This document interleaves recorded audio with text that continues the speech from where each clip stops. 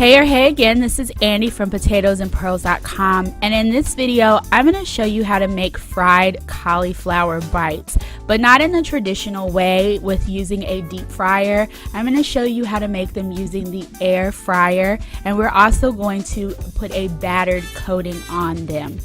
We're going to make the battered coating with a non-dairy milk.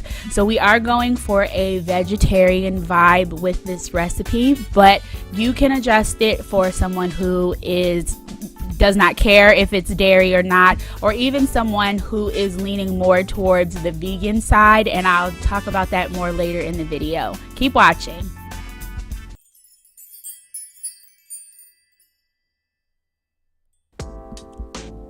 The first thing that you're going to do is wash and chop up your cauliflower heads. You're going to want to get that giant stem off of the bottom of it. Make sure that you do wash your cauliflower.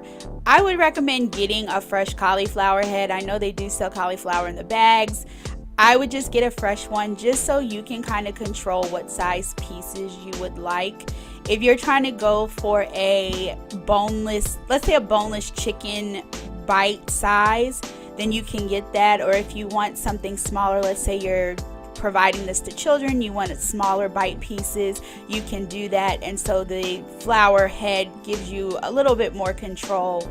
So you just want to make sure you wash it. No need to really dry, just because we are going to be dunking this into a batter, so it's going to get wet again anyway. So I'm just going ahead and chopping up my cauliflower here into multiple size pieces. I'm making this for a large group.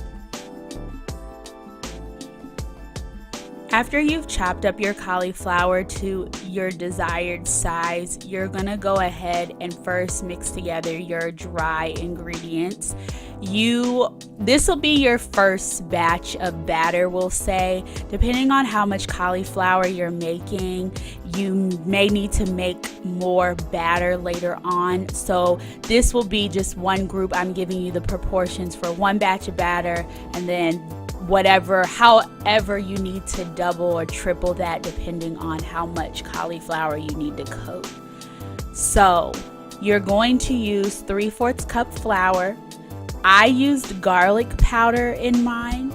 Garlic powder, I just put in a lot. I want that strong flavor in the batter. Cauliflower is not a meat, it's a vegetable, so we want this to have like a good flavor to it. So I just put in a lot of garlic, and I used lemon pepper. Lemon pepper seasoning is also very strong, and so I put in a good amount of that because I want that flavor, the salt, the pepper, and I want all of that absorbed into the batter so this has a good flavor to it. In that same bowl with your dry ingredients, you're gonna go ahead and add in your wet ingredients. This is where, if you are trying to lean more towards vegan, vegetarian, or if dairy products don't matter to you, where you might have slight differences in the amount of product that you use. I am using unsweetened, unflavored almond milk, and I'm putting in half a cup of that almond milk. With a half a cup of almond milk, I needed to add in 3/4 cup of water. Because of the thickness of the almond milk, it turns the batter into a paste consistency, and you don't want paste, you want a little more liquid than a paste. Now, depending on whether you're using like just a regular milk, you may only just need a half a cup of water to a half a cup of milk. Once you've whisked together your dry ingredients and your wet ingredients to the desired consistency, and once again, that should be more liquidy than paste, you should be able to put the cauliflower in and coat the cauliflower evenly without it being clumped onto the cauliflower. It should be a very smooth consistency. You're putting your cauliflower in, And when you take it out of the batter that you created, you just want to make sure that you're letting the excess run off. You don't want too much batter on there or it may not fry properly. So just make sure you get the excess off before you move it over to the rack to sit for a second. Place your cauliflower on a baking rack for about 3 to 5 minutes to let any excess batter run off. It'll help make the frying process a lot smoother. I have already put a light coating of coconut oil in the basket to use as an extra non-stick coating. Normally I use olive oil with a pastry brush, but as you can see, I am using an air fryer that I do not normally use. So the person that owns this air fryer likes to use coconut oil, so that's what I'm using today. You can use whatever oil you prefer. I just recommend not using Pam or any of those other chemical non-stick sprays, as it can mess up the inside of your air fryer. As you can see, I am spacing my cauliflower apart so that the air can circulate around. As I state in all my videos about air frying, the air is the frying element, and if it can't circulate, it does not fry your food properly. Heat should be set to 350 degrees and your timer should be set for 15 minutes. Like I said, don't forget to add a light amount of oil to help with the non-sticking. There's no need to preheat the air fryer in this case. You can just start straight out with just a room temperature air fryer to go ahead and get this cooked.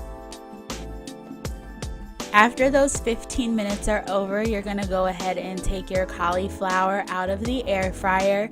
And once you've taken them out, you can see that the cauliflower has now developed a golden brown, I would call it, crust on the outside, and your batter has set. Go ahead and toss your cauliflower bites in whatever type of wing sauce you prefer. I am using buffalo for mine. And we are done our cauliflower bites. Once again, I tossed mine in buffalo sauce, but you can toss yours or season yours with any type of wing sauce or really any type of sauce that you prefer. If you want to do a vegan buffalo sauce or vegan seasoning or whatever you want, if you want to have it more vegetarian, more vegan, or if lack of dairy doesn't matter, you can just use these steps in any way you want to get perfectly coated cauliflower bites out of the air fryer. I hope this video was really helpful and I hope you guys enjoyed this video. If you did, don't forget to give it a thumbs up and check out my other air fryer videos. I'm gonna have one linked up probably in the beginning of this video, and I'll have the playlist linked below. And if you are into food videos, which I do a lot of air fryer and instant pot videos on this channel, if you are into home DIY and if you are into travel videos, this is the channel for you, and you should really consider subscribing. It would mean a lot to me, and that way you get updates. I post weekly and you would get those straight to your list. So thanks for watching. Bye.